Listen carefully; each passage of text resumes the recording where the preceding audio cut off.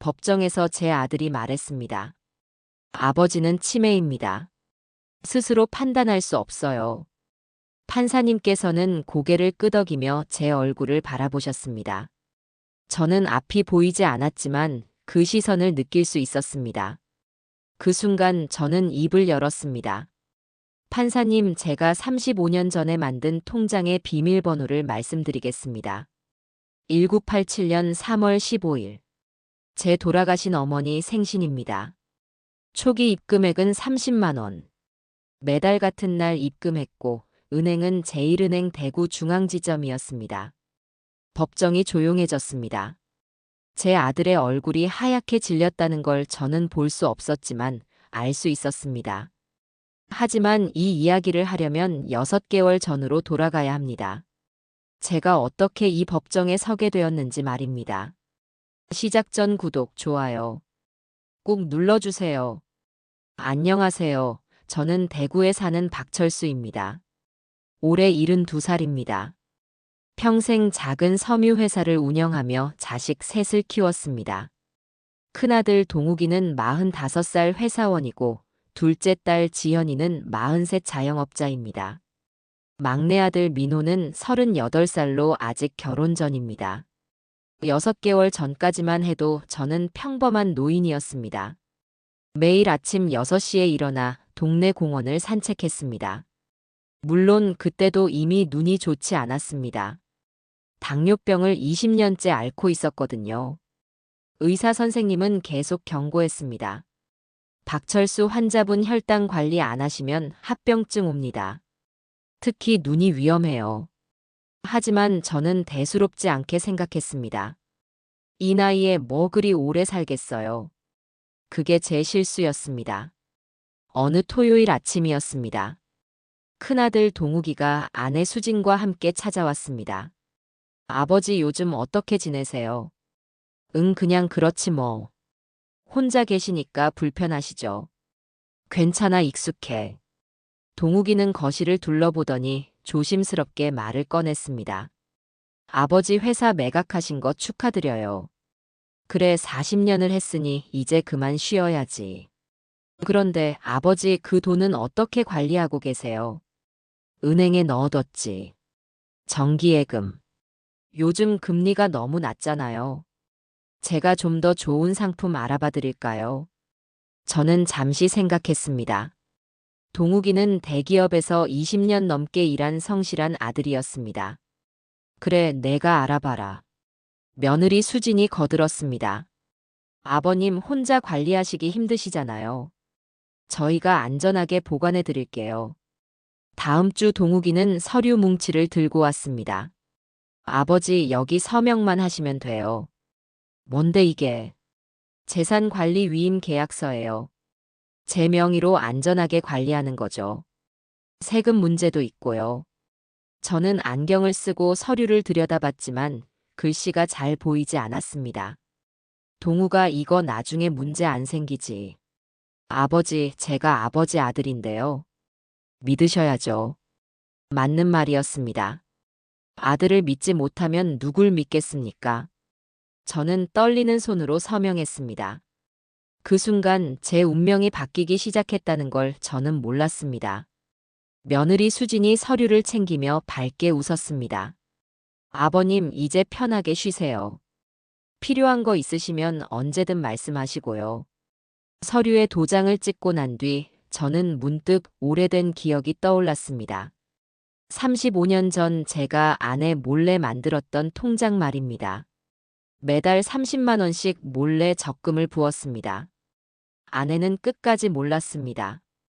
그 통장은 제 책상 서랍 깊숙한 곳에 숨겨져 있었습니다. 하지만 이미 10년도 넘게 열어보지 않았습니다. 얼마나 불어났을까? 문득 궁금했지만 굳이 찾아볼 생각은 하지 않았습니다. 어차피 큰 돈은 동욱이가 관리하고 있으니까요. 하지만 이 비밀 통장이 나중에 제 인생을 구할 줄은 그때 몰랐습니다. 돈을 넘기고 2주가 지났습니다. 처음에는 아무 변화가 없었습니다. 동욱이는 여전히 주말마다 찾아왔고 며느리도 반찬을 가져다 주었습니다. 하지만 3주째부터 뭔가 달라지기 시작했습니다. 토요일 오후 제가 동욱이네 집에 전화를 걸었습니다. 여보세요. 수진이 목소리가 들렸습니다. 아, 수진이구나. 동욱이 있니? 오늘 골프 갔어요. 그래, 그럼 나중에 오라고 전해줘. 네. 전화를 끊는 수진이의 목소리가 예전 같지 않았습니다. 차갑고 무뚝뚝했습니다. 기분 탓일까 싶었습니다. 다음 주 동욱이가 혼자 찾아왔습니다. 아버지 요즘 어떻게 지내세요? 그냥 그렇지. 뭐 필요하신 거 없으세요? 아니, 괜찮아. 그런데 동우가 생활비 좀 필요한데. 동욱이는 잠시 침묵했습니다. 아버지 얼마나 필요하세요? 50만 원만. 50만 원이요. 예전엔 그런 적 없었는데. 뭐에 쓰시게요? 저는 당황했습니다. 생활비인데 뭐 쓰냐고 묻다니. 그냥 이것저것 사야지. 아버지 요즘 지출이 좀 많으신 것 같은데요. 관리 좀 하셔야 해요. 동욱이는 마지못해 돈을 주고 갔습니다. 하지만 그의 얼굴에는 불편한 기색이 역력했습니다. 그 무렵 제 눈이 급격히 나빠지기 시작했습니다. 아침에 일어나면 앞이 뿌옇게 보였습니다. 신문을 읽을 수가 없었고 TV 화면도 흐릿했습니다. 병원에 갔더니 의사 선생님이 심각한 표정으로 말했습니다. 박철수 환자분 당뇨 망막병증이 상당히 진행됐습니다. 지금 치료 안 하시면 실명 위험이 있어요. 실명이라니요. 내 이미 오른쪽 눈은 시력이 거의 없고 왼쪽도 빠르게 악화되고 있습니다. 레이저 치료와 약물 치료를 병행해야 합니다. 비용은 얼마나 드나요? 한 달에 약 200만 원 정도 예상됩니다. 집에 돌아와 동욱이에게 전화했습니다. 동욱아, 아빠 병원 다녀왔는데. 무슨 일이세요? 눈 치료를 받아야 한대. 비용이 좀 드는데. 얼마나요? 한 달에 200만 원 정도. 전화기 너머로 한숨 소리가 들렸습니다. 아버지, 그게 지금 꼭 필요한 치료예요? 의사가 안 하면 실명한대. 아버지 연세가 70이 넘으셨는데 그렇게까지 해야 하나요? 그 말에 제 가슴이 철렁 내려앉았습니다. 동우가 그게 무슨 소리냐? 아니, 제 말은 비용 대비 효과를 생각해 보자는 거죠.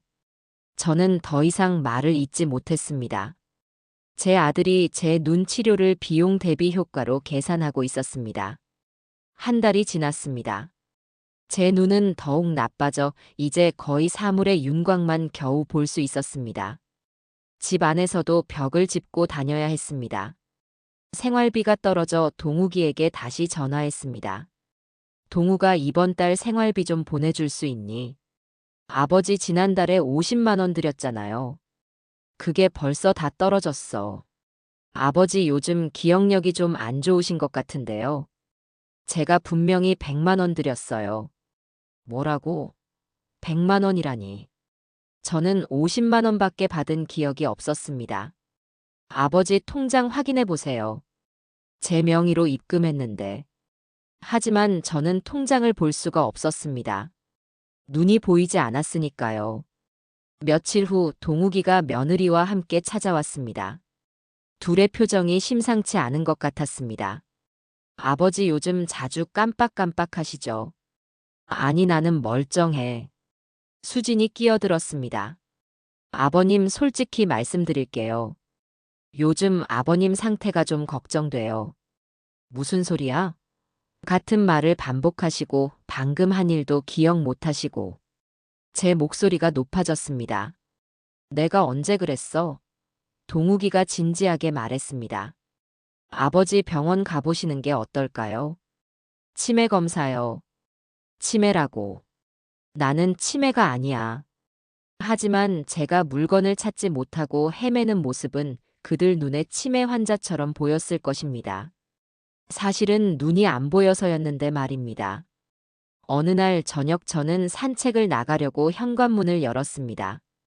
그런데 비밀번호가 작동하지 않았습니다. 이상하다 싶어 여러 번 눌러봤지만 문이 열리지 않았습니다. 결국 동욱이에게 전화했습니다. 동욱아, 집 비밀번호가 안 돼. 아, 그거요. 제가 바꿨어요. 뭐, 왜 내 허락도 없이? 아버지 안전 때문이에요. 요즘 밤에 나가시는 것 같더라고요. 나는 산책 좀 하는 건데.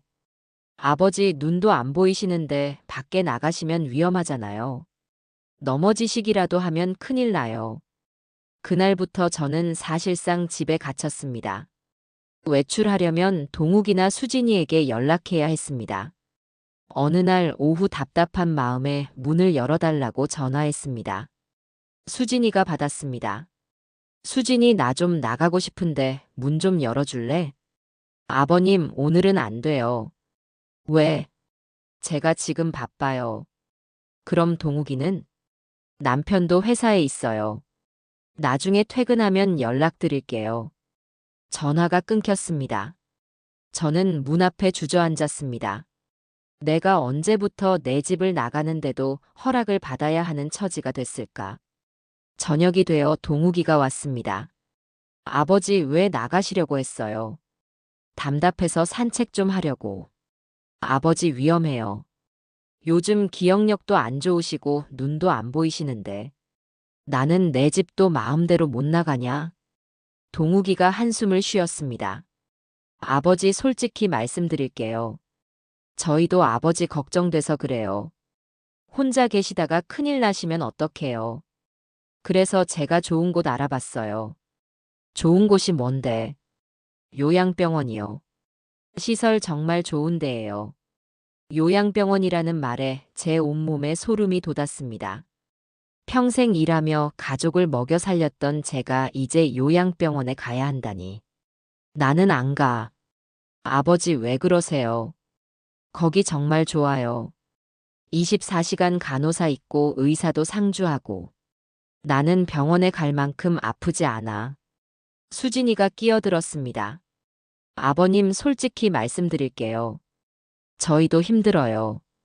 동욱이는 회사 다니고 저도 일해야 하는데 아버님 케어까지 하려니 너무 버거워요. 그럼 나보고 어쩌라고. 요양병원 가시면 전문가들이 돌봐주잖아요. 저희도 마음 편하고요. 저는 그제야 깨달았습니다. 그들이 원하는 건 제가 편하게 사는 게 아니었습니다. 자신들이 편하게 사는 것이었습니다. 나는 절대 안 가. 동욱이 표정이 굳었습니다. 아버지, 그럼 혼자 어떻게 사실 건데요? 눈도 안 보이시는데. 내가 알아서 할 거야. 아버지, 현실을 보세요. 지금 아버지 상태로는 혼자 생활이 불가능해요. 나는 할 수 있어. 정말 고집 부리시네요. 동욱이 목소리가 차갑게 식었습니다. 아버지, 일주일 드릴게요. 그때까지 생각해 보세요. 안 그러시면 저희가 결정할 수밖에 없어요. 그들이 떠나고 저는 어둠 속에 홀로 남았습니다. 눈이 보이지 않으니 낮인지 밤인지도 구분이 안 됐습니다. 그저 창문으로 들어오는 빛의 밝기로만 시간을 짐작할 뿐이었습니다. 제 인생이 이렇게 끝나는 걸까? 요양병원에 갇혀 쓸쓸히 죽는 걸까? 아니야, 방법이 있을 거야. 저는 그렇게 중얼거렸습니다. 반드시 방법이 있을 거라고 말입니다. 다음 날 아침 저는 결심했습니다. 이대로 앉아서 당할 수는 없다고. 동욱이가 출근하고 난 뒤 저는 조심스럽게 집을 나섰습니다. 다행히 아침에는 문이 잠겨 있지 않았습니다. 지팡이를 짚고 계단을 더듬어 내려갔습니다. 한 계단 한 계단이 너무나 험난했습니다. 몇 번이나 넘어질 뻔했지만 겨우 1층까지 내려왔습니다. 밖으로 나오니 차 소리와 사람들 목소리가 들렸습니다. 하지만 어디로 가야 할지 막막했습니다. 길을 걷다 한 아주머니께 물었습니다. 실례지만 시각장애인 복지관이 어디 있는지 아세요? 아, 복지관이요. 여기서 한 200m쯤 가시면 돼요. 제가 모셔다 드릴까요? 아니, 괜찮습니다. 혼자 갈 수 있어요. 저는 지팡이로 길을 더듬으며 천천히 걸었습니다. 20분쯤 걸렸을까 복지관 건물을 찾았습니다. 문을 열고 들어가니 직원분이 반겼습니다. 어르신 처음 오셨어요. 네, 등록 좀 하고 싶어서요. 이쪽으로 오세요. 복지관 로비에는 여러 어르신들이 계셨습니다. 누군가 제 옆에 앉았습니다. 처음 오셨나 봐요. 저는 고개를 돌렸습니다. 네, 오늘 처음입니다. 저는 강영태라고 합니다. 78입니다. 저는 박철수입니다. 72이고요. 강 할아버지는 부드러운 목소리로 물었습니다. 눈은 언제부터 안 보이셨어요? 당뇨 합병증으로 몇 달 전부터요. 아, 저랑 비슷하네요. 저도 당뇨 때문에 10년 전에 시력을 잃었어요. 10년이나요? 처음엔 힘들었지만 이제는 적응했어요. 여기 오시면 도움 많이 받으실 거예요. 복지관에서 돌아온 저는 둘째 딸 지연이에게 전화를 걸었습니다. 여보세요, 아빠. 지연아, 요즘 어떻게 지내니? 잘 지내죠. 아빠는요? 아빠는 좀 힘들구나. 왜요? 무슨 일 있어요? 오빠가 나를 요양병원에 보내려고 해. 전화기 너머로 침묵이 흘렀습니다. 아빠, 오빠 말도 일리가 있어요. 너마저 그러니. 아빠, 눈도 안 보이시잖아요. 혼자 계시면 위험해요. 나는 혼자서도 잘 살 수 있어. 아빠, 현실을 보세요. 지금 상태로는 누군가 도움이 필요해요. 저는 목이 메었습니다. 지연아, 내가 아빠를 도와줄 수는 없니? 아빠, 저도 제 사정이 있잖아요. 가게 운영하느라 바빠서요. 그리고 솔직히 오빠가 아빠 재산 관리하고 계시잖아요. 그 말에 저는 깨달았습니다.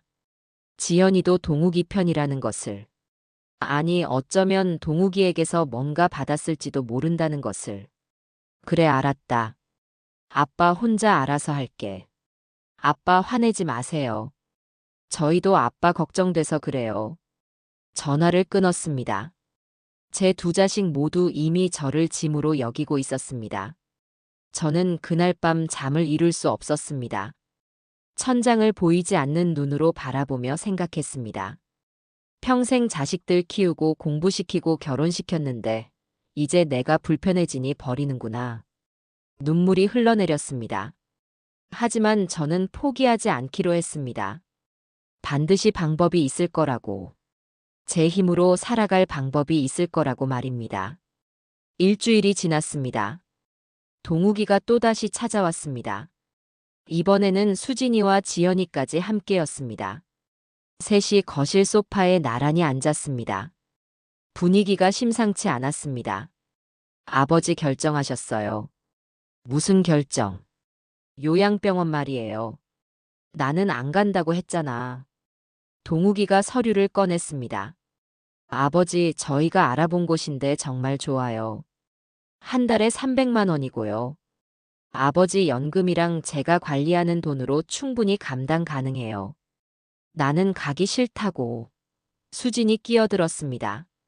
아버님, 솔직히 말씀드릴게요. 저희도 더 이상 못 받으려요. 일도 해야 하고 애들도 키워야 하는데 아버님까지 케어하는 건 무리예요. 지연이도 거들었습니다. 아빠, 거기 가시면 전문가들이 잘 돌봐줘요. 저희가 자주 면회 갈게요. 자주 면회라. 지연이 얼굴이 화끈거렸습니다. 너희들 거짓말하지 마. 요양원 가면 처음에만 오다가 나중엔 명절에도 안 온다며. 제가 30년 넘게 노인 복지 관련 일했다는 거 잊었니? 동욱이 목소리가 차갑게 식었습니다. 아버지, 현실을 보세요. 지금 혼자 사실 수 없잖아요. 눈도 안 보이시고 기억력도 떨어지시고.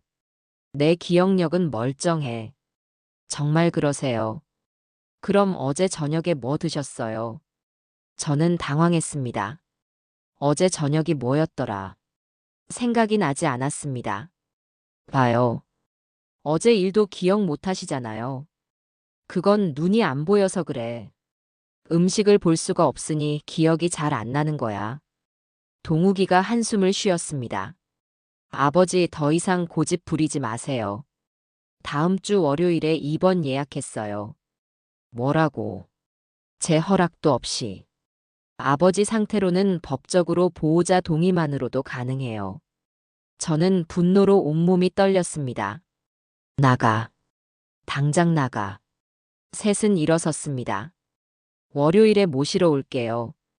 짐은 간단하게만 싸놓으세요. 그들이 떠나고 저는 무너져 내렸습니다. 이제 정말 끝인가?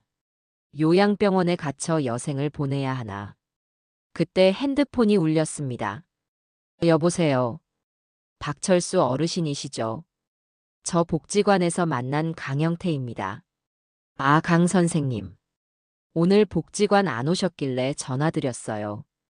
혹시 괜찮으세요? 저는 목이 메었습니다. 사실은 제가 지금 큰일이 났습니다. 무슨 일이세요? 자식들이 저를 요양병원에 보내려고 해요. 다음 주 월요일에요.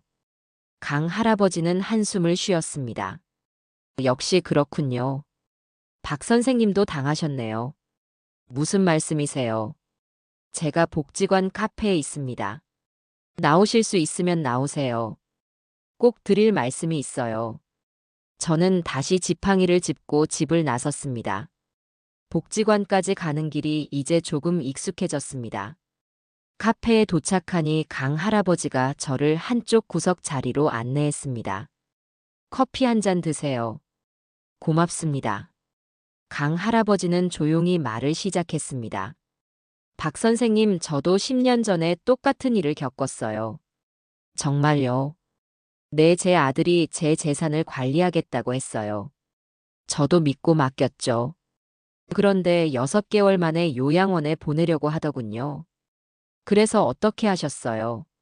저는 운이 좋았어요. 제가 은행에서 35년 일했거든요. 법률 지식이 좀 있었죠. 그래서 제 돈을 되찾아왔어요. 되찾아오셨다고요? 어떻게요? 법적으로 재산관리 위임은 증여가 아니에요. 언제든 취소할 수 있죠. 하지만 자식들은 그걸 모르죠. 아니, 알면서도 노인이 모를 거라고 생각하는 거예요. 저는 희망이 보이기 시작했습니다. 그럼 저도 제 돈을 되찾을 수 있나요? 가능합니다. 하지만 문제가 있어요. 뭔가요?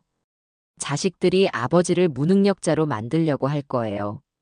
치매 진단을 받게 하거나 후견인을 신청하거나. 그러면 법적으로 돈을 되찾기 어려워져요. 제 가슴이 철렁했습니다. 그럼 어떻게 해야 하나요? 강 할아버지는 잠시 생각하더니 말했습니다. 박 선생님, 혹시 자식들이 모르는 재산이 있으세요? 저는 깜짝 놀랐습니다. 그 순간 35년 전 통장이 떠올랐으니까요. 있습니다. 오래된 적금 통장이 하나 있어요. 그게 얼마나 되는데요?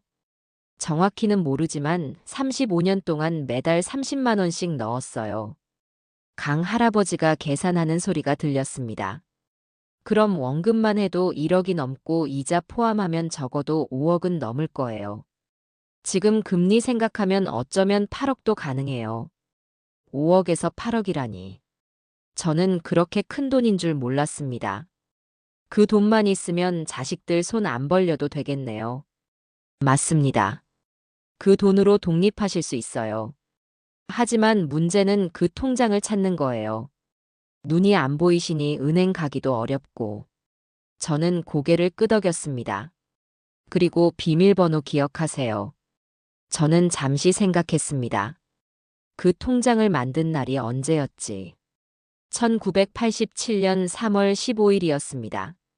돌아가신 어머니 생신이었죠. 비밀번호는 그날 날짜로 했습니다. 기억납니다. 1987년 3월 15일이요. 놀랍네요. 35년 전 일을 그렇게 정확히 기억하시다니.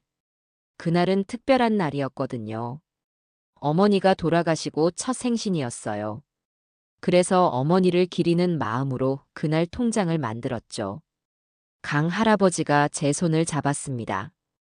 박 선생님, 아직 늦지 않았어요. 그 통장만 찾으면 새로운 인생을 시작하실 수 있어요. 하지만 저는 눈이 안 보이는데 어떻게 은행에 가나요?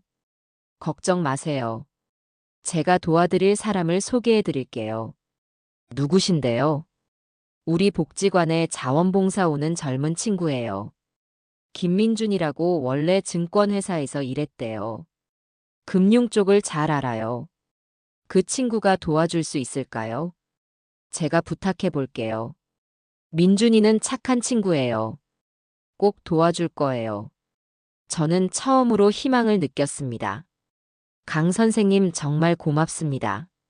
아니에요. 저도 당해봐서 그 심정 알아요. 우리 같은 노인들은 서로 도와야 해요. 이틀 후 강 할아버지가 전화했습니다. 박 선생님 내일 오후 2시에 복지관으로 나오세요. 민준이가 만나자고 해요. 다음 날 저는 복지관 상담실에서 민준을 만났습니다. 안녕하세요, 할아버지. 김민준입니다. 목소리가 밝고 젊었습니다. 반갑네. 나는 박철수라고 하네. 강영태 할아버지께 얘기 들었어요. 도와드릴 수 있을 것 같아요. 정말인가? 고맙네. 민주는 차분하게 설명했습니다. 우선 그 통장을 찾아야 해요. 집에 있다고 하셨죠? 내 서랍 깊숙이 숨겨뒀어. 제가 할아버지 집에 가서 함께 찾아볼게요. 하지만 아들이 자주 와서 감시해. 그럼 아들이 없을 때 가야겠네요. 언제가 좋으세요? 평일 오전이 제일 안전해. 아들은 회사 가고 며느리도 일하러 가거든. 알겠어요. 내일 오전 10시에 갈게요. 집 주소 알려주세요. 다음 날 민준이 왔습니다. 초인종이 울렸고 저는 조심스럽게 문을 열었습니다. 할아버지 저예요. 민준이 들어왔습니다.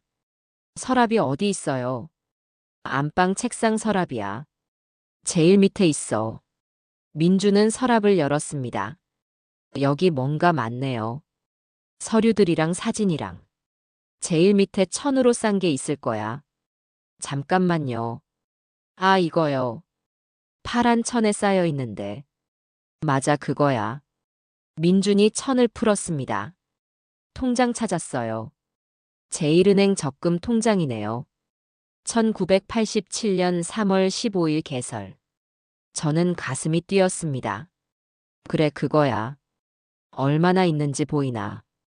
마지막 기록이 1995년이네요. 그 이후로는 입출금 내역이 없어요. 원금이 1억 800만 원. 지금까지 이자 붙으면 얼마나 될까요? 민준이 계산기를 두드렸습니다. 대략 계산해 보니까 8억에서 9억 정도 될 것 같아요. 정말인가? 네, 하지만 확실하게 알려면 은행에 가봐야 해요. 문제는 할아버지가 본인 확인을 해야 한다는 거예요. 눈이 안 보이는데 어떻게 하나. 민준이 말했습니다. 시각장애인도 은행 업무 볼 수 있어요. 음성 인식 시스템이 있거든요.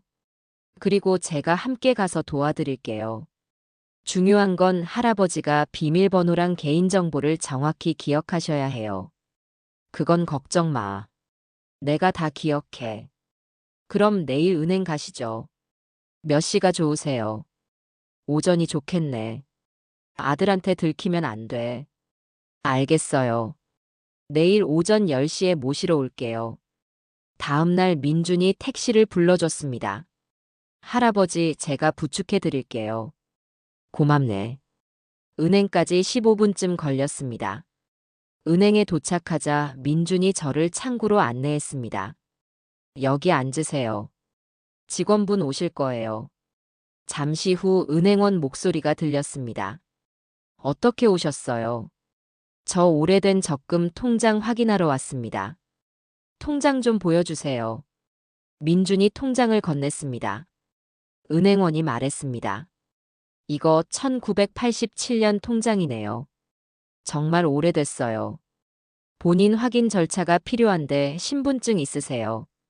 제가 신분증을 꺼내줬습니다. 은행원이 확인하더니 말했습니다. 본인이 맞으시네요. 근데 비밀번호를 아셔야 하는데요. 알고 있습니다. 1987-3115예요. 은행원이 입력하더니 놀란 목소리로 말했습니다. 맞으시네요. 그런데 이 통장 정말 오래 안 쓰셨어요. 마지막 거래가 1995년이에요. 그럼 지금 얼마나 있나요? 잠깐만요. 확인해 볼게요. 컴퓨터 두드리는 소리가 들렸습니다. 잠시 후 은행원이 말했습니다. 와, 원금이 1억 800만 원이고 지금까지 이자 합쳐서 총 8억 3천만 원이에요. 8억 3천만 원이라고요. 네, 정말 대단하세요. 30년 넘게 그대로 두셨으니 복리 이자가 엄청나게 붙었네요. 저는 믿을 수가 없었습니다. 제게 8억이 넘는 돈이 있다니. 이 돈으로 통장 새로 만들 수 있나요? 물론이죠. 신규 통장으로 옮겨드릴게요. 절차를 진행하는 동안 민준이 제 귀에 속삭였습니다. 할아버지 축하드려요. 이제 자식들 손 안 벌려도 돼요. 저는 눈물이 났습니다. 정말 다행이야. 하지만 할아버지 이 사실 아직 아들한테 말하면 안 돼요. 알면 이 돈도 빼앗으려고 할 거예요.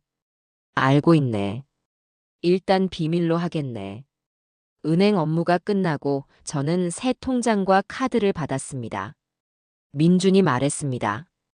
할아버지, 이제 모바일 뱅킹 설정해 드릴게요. 음성 인식으로 쓸 수 있어요. 은행에서 나오는 길에 민준이 말했습니다. 할아버지 혹시 LH 시각장애인 임대주택 들어보셨어요? 아니, 그게 뭔가? 시각장애인을 위한 특별주택이에요. 월세가 엄청 싸고 시설도 좋아요. 얼마나 싼데요? 한 달에 23만 원이에요. 23만 원이라고? 그게 가능한가? 네, 국가에서 지원하는 거라 가능해요. 보증금도 1,000만 원 정도고요. 그럼 나 같은 노인도 들어갈 수 있나? 물론이죠. 오히려 할아버지 같은 분들을 위한 거예요. 시각장애 등급 있으시죠? 응, 1급이야. 완벽해요. 그리고 할아버지는 재산도 있으시니까 보증금도 문제 없어요. 거기는 어떤 곳인데? 모든 시설이 시각장애인 맞춤이에요. 음성 안내 시스템에 점자 표시에 안전바도 다 있어요. 그리고 생활지원사가 주 2회 방문해서 도와줘요. 정말인가? 그런 곳이 있다니. 네, 제가 자료 찾아볼게요. 신청하시면 할아버지는 높은 확률로 합격하실 거예요. 시각장애 1급의 고령자시니까요. 민준아, 정말 고맙구나. 너 같은 친구가 있어서 내가 살았어. 저도 보람 있어요. 제 아버지도 할아버지 나이쯤 되시는데 나중에 저도 이렇게 모시고 싶어요. 너는 효자구나. 민준의 목소리가 환했습니다. 할아버지 힘내세요. 이제 시작이에요. 일주일 후 민준이 서류를 가지고 왔습니다. 할아버지, LH 시각장애인 임대주택 신청서예요. 여기 사인만 하시면 돼요. 가족 동의는 필요 없나? 필요 없어요. 본인 신청만으로 가능해요. 저는 안도했습니다. 그럼 아들이 몰라도 되겠네. 네, 나중에 합격하고 나서 알려주시면 돼요. 민준이 제 손을 잡고 서명란으로 안내했습니다. 여기에 사인하세요. 저는 떨리는 손으로 서명했습니다. 필요한 서류가 뭔가? 시각장애 등급 증명서랑 소득 증명서요. 제가 다 준비해 왔어요. 할아버지 도장만 찍으시면 돼요. 민준이 제 손에 도장을 쥐어주고 서류 위에 올려놓았습니다. 여기요. 꾹 누르세요. 도장을 찍고 나니 새로운 인생이 시작되는 기분이었습니다. 언제쯤 결과가 나오나? 보통 한 달 정도 걸려요. 심사 통과하면 연락 올 거예요. 그런데 할아버지 한 가지 문제가 있어요. 뭔가? 아들이 요양병원 보내려고 하잖아요. 다음 주 월요일이라고 하셨죠. 맞아. 그때까지 버티셔야 해요. 어떻게 버티지? 민준이 생각하더니 말했습니다. 제가 방법을 생각해 볼게요. 일단 할아버지는 절대 요양병원 가시면 안 돼요. 한번 들어가면 나오기 힘들어요. 알고 있네. 절대 안 갈 거야. 그 주말 동욱이가 찾아왔습니다. 아버지 준비 다 하셨어요. 월요일에 모시러 올게요. 나는 안 가. 아버지 또 시작이시네요. 이미 다 정해진 일이에요. 나는 절대 안 가. 제발 좀 알아들으세요. 동욱의 목소리가 짜증으로 가득했습니다. 그때 동욱의 전화가 울렸습니다. 여보세요. 아, 네, 사장님. 네, 알겠습니다. 지금 바로 가겠습니다. 동욱이 급하게 말했습니다. 아버지 회사에 급한 일이 생겼어요. 월요일에 봬요. 동욱이 떠나고 며느리 수진이 남았습니다. 아버님 솔직히 말씀드릴게요. 저희도 이제 한계예요. 아버님 혼자 두면 위험하다고요. 나는 괜찮아. 괜찮지 않으세요? 요즘 자꾸 밖에 나가시잖아요. 어디 가시는 거예요? 복지관에 가. 복지관에는 왜 가세요? 거기서 친구들도 만나고 프로그램도 참여하고 그래. 수진의 목소리가 의심스러웠습니다. 아버님, 혹시 거기서 누구 만나세요? 친구들 만나지. 이상한 사람은 안 만나시죠? 이상한 사람이 뭔데? 아버님, 요즘 노인들 노리는 사기꾼 많대요. 조심하셔야 해요. 나는 그런 거 안 당해. 수진이 떠나고 저는 불안했습니다. 수진이 뭔가 의심하고 있다는 느낌이 들었습니다. 그날 밤 민준에게 전화했습니다. 민준아, 며느리가 나를 의심하는 것 같아. 뭘 의심하는데요? 복지관 가는 거. 누구 만나냐고 자꾸 물어봐. 조심하셔야겠어요. 혹시 미행할 수도 있어요. 월요일 아침이 밝았습니다. 저는 일찍 일어나 짐을 쌌습니다. 중요한 서류들과 옷까지 몇 벌. 그리고 새로 만든 통장과 카드. 오전 9시 민준이 왔습니다. 할아버지 준비됐어요. 응, 가자. 우리는 조용히 집을 나섰습니다. 민준이 불러준 택시를 타고 복지관으로 갔습니다. 일단 여기서 며칠 계시다가 임대주택 결과 나오면 그쪽으로 가시면 돼요. 복지관에 머물 수 있나? 네, 긴급 보호시설이 있어요. 며칠은 괜찮아요. 복지관 직원이 저를 작은 방으로 안내했습니다. 여기서 쉬세요. 식사도 제공돼요. 고맙습니다. 하지만 제 마음은 불안했습니다. 동욱이가 저를 찾으면 어떡하지? 오후 2시쯤 제 전화가 울렸습니다. 동욱이었습니다. 받지 않았습니다. 계속해서 전화가 왔습니다. 동욱, 수진, 지연. 모두 무시했습니다. 저녁 무렵 복지관 직원이 황급히 왔습니다. 박철수 어르신, 큰일 났어요. 무슨 일인가요? 아드님이 경찰에 실종 신고하셨대요. 실종 신고라고요? 내 치매 노인이 집을 나갔다고요. 지금 경찰이 수소문하고 있대요. 제 가슴이 철렁했습니다. 민준이 급히 왔습니다. 할아버지, 이거 심각해요. 경찰이 찾으면 강제로 집으로 데려갈 수 있어요. 그럼 어떡하지? 변호사를 선임해야 해요. 할아버지가 정신적으로 온전하다는 걸 증명해야 해요. 변호사를 어디서 구하나? 제가 아는 분 있어요. 인권 변호사인데 이런 케이스 많이 다뤘어요. 전화해 볼게요. 다음 날 변호사 이진혁이 왔습니다. 40대 중반으로 보이는 남자였습니다. 박철수 어르신이시죠? 민준이한테 얘기 들었습니다. 도와주시겠습니까? 물론입니다. 이런 케이스 여러 번 맡아봤어요. 아드님이 뭐라고 하던가요? 치매가 있다고 하던데요. 치매요. 저는 치매가 없습니다. 알아요. 제가 보기에도 멀쩡하세요. 하지만 법적으로 증명해야 해요. 어떻게요? 법원에 가서 어르신이 직접 증언하셔야 해요. 정신 감정도 받으시고요. 그리고 아드님이 어르신 재산을 부당하게 가져간 것도 입증해야 해요. 그건 가능합니다. 저한테 비밀 통장이 있어요. 8억이 넘는 돈이요. 변호사가 놀랐습니다. 8억이요.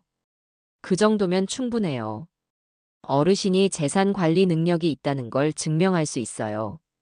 그리고 아드님한테 맡긴 돈은 얼마예요? 12억입니다. 회사 매각 대금이에요. 변호사가 고개를 끄덕였습니다.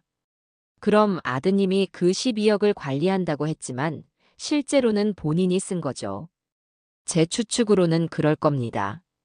증거를 찾아야 해요. 어떻게요? 금융거래 내역을 추적하면 돼요. 법원 명령으로 가능해요. 변호사님, 제발 도와주세요. 저는 요양병원에 갇히고 싶지 않아요. 걱정 마세요. 제가 끝까지 도와드릴게요. 우선 후견인 신청을 막아야 해요. 아드님이 아마 그걸 신청할 겁니다. 2주 후 법원에서 심리가 열렸습니다. 동욱이 후견인 지정을 신청한 것입니다. 민준이 저를 부축해 법정으로 들어갔습니다. 판사님 목소리가 들렸습니다. 피청구인 박철수 씨 나오셨습니까? 네, 나왔습니다. 청구인 측 진술하세요. 동욱의 변호사가 말했습니다. 판사님, 피청구인은 현재 당뇨 합병증으로 시력을 거의 잃었고 치매 초기 증상을 보이고 있습니다. 혼자 생활이 불가능하며 재산 관리 능력이 없습니다. 따라서 후견인 지정이 필요합니다. 제 변호사 이진혁이 반박했습니다. 판사님, 피청구인은 정신적으로 온전합니다. 단지 시력이 약할 뿐입니다. 재산 관리 능력도 충분히 있습니다. 증거가 있습니까? 있습니다. 피청구인은 35년 전 개설한 적금 통장의 비밀번호를 정확히 기억하고 있으며 최근 그 통장을 찾아 8억 원이 넘는 재산을 확인했습니다. 법정이 술렁거렸습니다. 동욱의 얼굴이 하얗게 질리는 게 느껴졌습니다. 판사님이 말했습니다. 박철수 씨 직접 증언하시겠습니까? 네, 하겠습니다. 증언석으로 나가세요. 민준이 저를 안내했습니다. 판사님이 물었습니다. 박철수 씨 본인의 생년월일을 말씀해 보세요. 1953년 6월 3일입니다. 자녀분들 이름은요? 큰아들 박동욱 1980년 2월 14일생 둘째. 딸 박지현 1982년 9월 21생 막내아들 박민호 1987년 11월 5일생입니다. 결혼 날짜는 기억하십니까? 1978년 4월 9일입니다. 아내 이름은 김순희 1954년 1월 22일생입니다. 2018년 8월 3일에 돌아가셨습니다. 판사님이 놀란 듯 말했습니다. 대단하시네요. 그럼 35년 전 통장에 대해 설명해 보시겠습니까? 네, 1987년 3월 15일 제1은행 대구중앙지점에서 적금 통장을 개설했습니다. 그날은 돌아가신 어머니 생신이었습니다. 비밀번호는 그날 날짜로 했습니다. 1987-3115. 매달 30만 원씩 입금했고 1995년까지 총 1억 800만 원을 넣었습니다. 현재 이자 포함해서 8억 3천만 원이 되어 있습니다. 동욱의 변호사가 이의를 제기했습니다. 판사님, 그건 누군가 알려준 것일 수 있습니다. 판사님이 말했습니다. 그럼 다른 질문을 하겠습니다. 박철수 씨 운영하시던 회사 이름이 뭡니까? 대성섬유입니다. 언제 창업하셨죠? 1985년 5월 1일입니다. 매각한 날짜는요? 2025년 1월 15일입니다. 매각 금액은요? 12억 원입니다. 그 돈은 지금 어디 있습니까? 큰아들 박동욱에게 관리를 맡겼습니다. 판사님이 동욱을 향해 물었습니다. 청구인 박동욱 씨 아버님께 받은 12억은 어떻게 관리하고 계십니까? 동욱이 더듬거렸습니다. 그게 안전하게 예금에 넣어뒀습니다. 제 변호사가 서류를 제출했습니다. 판사님, 청구인의 금융거래 내역입니다. 법원 명령으로 받아낸 것입니다. 청구인은 아버님께 받은 12억 중 5억을 본인 빚상환에 사용했고 4억은 부동산 투자에 사용했습니다. 남은 3억만 예금되어 있습니다. 법정이 술렁거렸습니다. 동욱의 얼굴이 새하얗게 변했습니다. 판사님, 그건 아버지를 위해서 그런 겁니다. 투자해서 불리려고. 판사님이 차갑게 말했습니다. 피청구인의 동의를 받았습니까? 동욱이 입을 다물었습니다. 제 변호사가 덧붙였습니다. 판사님, 청구인은 피청구인을 무능력자로 만들어 재산을 완전히 가로채려 한 것입니다. 실제로 피청구인은 정신적으로 온전하며 재산 관리 능력도 충분합니다. 판사님이 판결문을 읽기 시작했습니다. 본 법원은 다음과 같이 판결합니다. 피청구인 박철수는 비록 시각장애가 있으나 정신적으로 온전하며 기억력과 판단력이 정상입니다. 따라서 후견인 지정 청구를 기각합니다. 또한 청구인 박동욱은 피청구인으로부터 위임받은 12억 원 중 9억 원을 무단으로 사용했으므로 이를 즉시 반환하라. 반환 불이행 시 형사 고소 가능함을 알립니다. 이상 판결을 마칩니다. 법정 밖으로 나오자 동욱이 쫓아왔습니다. 아버지, 저는 걸음을 멈추지 않았습니다. 아버지, 제발 용서해 주세요. 제가 잘못했어요. 저는 돌아보지 않았습니다. 민준이 제 팔을 잡고 계속 걸었습니다. 동욱의 목소리가 멀어졌습니다. 아버지, 정말 미안해요.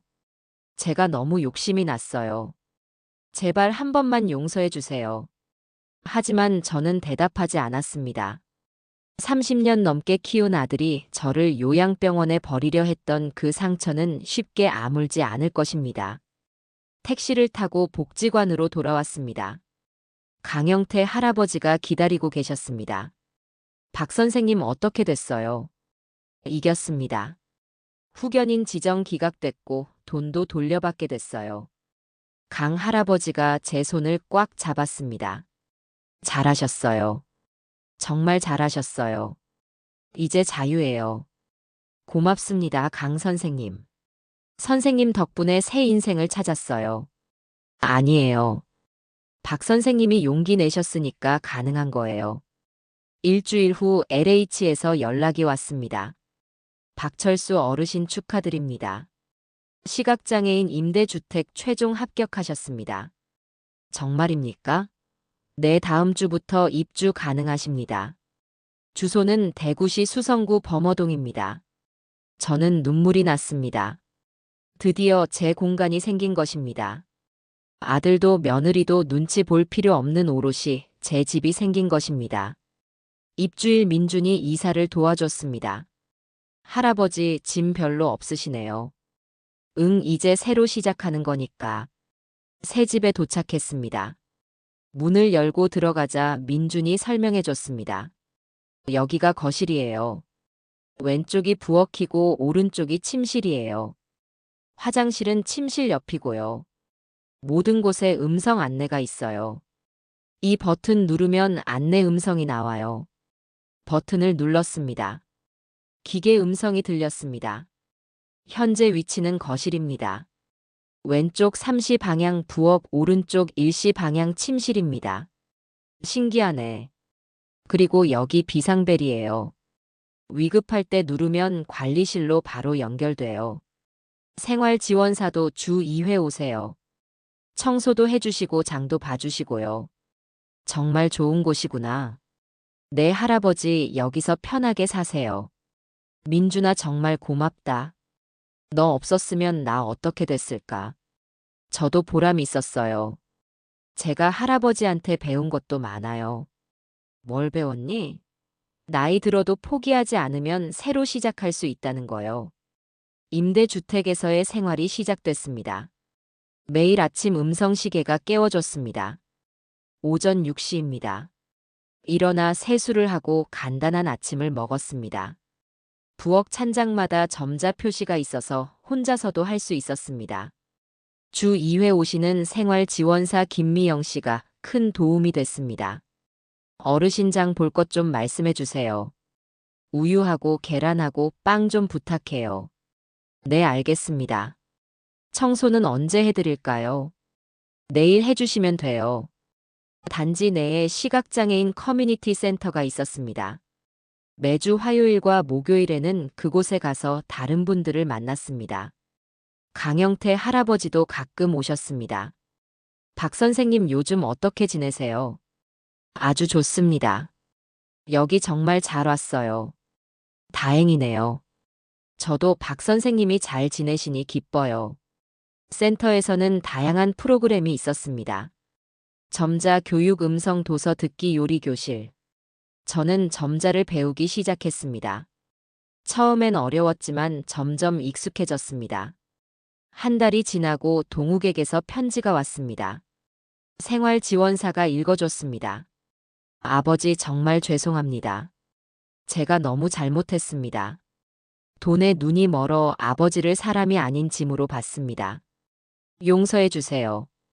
저는 아무 대답도 하지 않았습니다. 용서는 아직 이른 것 같았습니다. 일주일 후 지연이도 찾아왔습니다. 인터폰 소리가 났습니다. 아버지 저예요, 지연이에요. 문을 열어줬습니다. 아빠 여기 진짜 좋네요. 나는 여기 마음에 들어. 아빠 저도 미안해요. 오빠 편만 들고 아빠 마음은 몰라줬어요. 알았어. 아빠 가끔 놀러 와도 돼요. 그래 언제든 와. 하지만 전처럼은 아니었습니다. 딸이지만 한 번 깨진 신뢰를 회복하기는 쉽지 않았습니다. 지연이 떠나고 저는 혼자 생각했습니다. 자식들이 다시 다가오는 건 좋은 일이지만 다시는 의지하지 않겠다고 다짐했습니다. 어느 토요일 오후 예상치 못한 방문객이 왔습니다. 인터폰이 울렸습니다. 아버지, 저 민호예요. 막내 민호였습니다. 문을 열어주자 민호가 들어왔습니다. 아버지 찾기 힘들었어요. 복지관에 물어봐서 겨우 찾았어요. 민호야 어떻게 왔니? 아버지 걱정돼서요. 형이랑 누나가 한 짓 알고 있어요. 정말 죄송해요. 너는 잘못한 게 없어. 그래도 가족으로서 미안해요. 제가 더 신경 썼어야 했는데. 민호는 한동안 말이 없었습니다. 그러다 조용히 말했습니다. 아버지 사실 형한테서 연락 왔어요. 아버지 유산 때문에 조심하라고. 그래서 뭐라고 했니? 저는 필요 없다고 했어요. 아버지가 행복하게 사시는 게 중요하지 돈이 중요한 게 아니라고요. 민호야 고맙구나. 그리고 아버지 제가 가끔 놀러 와도 될까요? 그냥 아버지 보고 싶어서요. 당연하지. 언제든 와. 민호가 돌아가고 저는 생각했습니다. 세 자식 중에 민호만이 진짜로 절 걱정하는구나. 그날 밤 저는 결심했습니다. 제 재산을 어떻게 처리할지 말입니다. 다음 주 변호사 이진혁을 찾아갔습니다. 변호사님 유언장을 쓰고 싶습니다. 좋은 생각이십니다. 어떻게 하실 건가요? 제 재산은 크게 두 부분이에요. 동욱이한테 받아낸 12억이랑 제 비밀 계좌 8억. 총 20억 정도 됩니다. 어떻게 나누실 건가요? 막내 민호에게는 5억을 주고 싶어요. 얜 진심으로 절 걱정했으니까요. 나머지 15억은 일단 보류하고 싶습니다. 보류요. 내 동욱이랑 지연이에게 기회를 주고 싶어요. 어떤 기회요? 앞으로 3년간 진심으로 저를 대한다면 각각 3억씩 주겠어요. 하지만 그게 아니라면 전액 시각장애인 복지단체에 기부할 겁니다. 변호사가 고개를 끄덕였습니다. 좋은 방법이십니다. 자식들에게 변화할 기회를 주시는 거네요. 그렇습니다. 돈 때문이든 뭐든 일단 3년간 저를 사람으로 대해주면 그걸로 됐어요. 유언장을 작성하고 나서 저는 세 자식을 모두 불렀습니다. 제 집 작은 거실에 셋이 모여 앉았습니다. 동욱, 지연, 민호. 오랜만에 보는 광경이었습니다. 아버지 무슨 일로 부르셨어요? 동욱이 조심스럽게 물었습니다. 너희들에게 할 말이 있어. 저는 천천히 말을 시작했습니다. 동욱아, 내가 한 짓 나는 잊지 않을 거야. 하지만 기회는 주고 싶어. 기회요. 내가 유언장을 썼어. 민호에게는 5억을 준다. 넌 유일하게 진심으로 날 대해줬으니까. 그리고 동욱이 너랑 지연이 너희 둘에게도 기회를 준다. 무슨 기회요? 앞으로 3년간 나를 제대로 대해줘. 돈 때문이든 뭐든 상관없어. 일단 한 달에 한 번씩 찾아와. 전화도 자주 하고. 그리고 내가 어려울 때 도와줘. 3년 뒤에 내가 판단할 거야. 너희가 진심이었는지 아닌지. 그래서요. 진심이라고 판단되면 너희 각각 3억씩 줄 거야. 하지만 아니라면 그 돈은 전액 시각장애인 복지단체에 기부한다. 선택은 너희가 해. 거실이 조용해졌습니다. 동욱이 먼저 입을 열었습니다. 아버지, 저 정말 반성하고 있어요. 앞으로 잘할게요. 지현도 말했습니다. 아빠, 저도요. 한 달에 한 번이 아니라 일주일에 한 번씩 올게요. 저는 고개를 저었습니다. 말로만 하지 마. 행동으로 보여줘. 3년이야. 3년 후에 내가 판단할 거야. 그날 자식들은 각자의 생각에 잠긴 채 돌아갔습니다. 동욱과 지연이 진심으로 변할지 아니면 돈 때문에 연기할지는 시간이 지나봐야 알 것입니다. 하지만 중요한 건 제가 이제 선택권을 쥐고 있다는 것입니다. 더 이상 자식들 눈치 보는 불쌍한 노인이 아니라 당당한 아버지로 살아가고 있다는 것입니다. 1년이 지났습니다. 동욱은 정말로 한 달에 한 번씩 찾아왔습니다. 처음엔 어색했지만 점점 자연스러워졌습니다. 아버지, 요즘 어떻게 지내세요? 잘 지내지. 몸은 괜찮으세요? 생활 지원사가 잘 도와줘서. 동욱이 진심인지 연기인지는 아직 모르겠습니다. 하지만 적어도 저를 사람으로 대해주고 있습니다. 지연도 마찬가지였습니다. 일주일에 한 번은 전화를 했고 한 달에 2번은 찾아왔습니다. 아빠, 반찬 만들어 왔어요. 고맙다. 저도 아빠한테 잘 못했던 거 후회돼요. 그래, 천천히 가자. 민호는 여전히 일주일에 한 번씩 들렀습니다. 그것도 아무 조건 없이 그냥 저를 보러. 아버지, 이번 주말에 같이 복지관 행사 가실래요? 무슨 행사인데? 시각장애인 음악회래요. 같이 들으러 가요. 그래, 가자. 민호와 함께 있을 때가 가장 편했습니다. 아무것도 바라지 않고 그저 함께 있어주는 아들이 있다는 게 감사했습니다. 저는 요즘 복지관에서 새로운 일을 시작했습니다. 제가 겪은 경험을 다른 어르신들에게 나눠주는 상담 봉사였습니다. 어느 날 한 할아버지가 찾아왔습니다. 제 아들이 제 재산을 관리하겠다는데 어떻게 해야 할까요? 저는 제 경험을 차근차근 들려드렸습니다. 절대 한꺼번에 다 넘기지 마세요. 그리고 자식이 아무리 믿음직해도 본인 명의 재산은 꼭 남겨두세요. 나중에 그게 생명줄이 됩니다. 할아버지는 고개를 끄덕이며 들었습니다. 고맙습니다. 큰 도움이 됐어요. 제 이야기가 누군가에게 도움이 된다는 게 기뻤습니다. 저는 이제 더 이상 버림받은 노인이 아닙니다. 제 힘으로 당당하게 살아가는 한 사람입니다. 비록 눈은 보이지 않지만 제 삶은 그 어느 때보다 밝습니다. 지금 저는 73살입니다. 앞으로 얼마나 더 살지 모르지만 한 가지는 확실합니다. 남은 인생을 제 방식대로 당당하게 살 것이라는 것입니다. 요양병원에 갇히지도 않았고 자식들 눈치 보며 살지도 않습니다. 제 공간에서 제가 원하는 대로 살아갑니다. 월 23만 원으로 독립적인 삶을 유지하고 있습니다. 8억이 넘는 비밀 계좌 덕분에 경제적으로도 여유가 있습니다. 가장 중요한 건 제가 선택권을 쥐고 있다는 것입니다. 자식들이 저를 어떻게 대할지 3년 후에 판단할 것입니다. 그에 따라 유산을 줄지 말지 결정할 것입니다. 이제 저는 자식들에게 끌려다니는 노인이 아닙니다. 제 인생의 주인은 저입니다. 72세에 다시 찾은 이 자유가 너무나 소중합니다. 이 이야기를 듣고 계신 여러분께 말씀드리고 싶습니다. 나이가 들었다고 포기하지 마세요.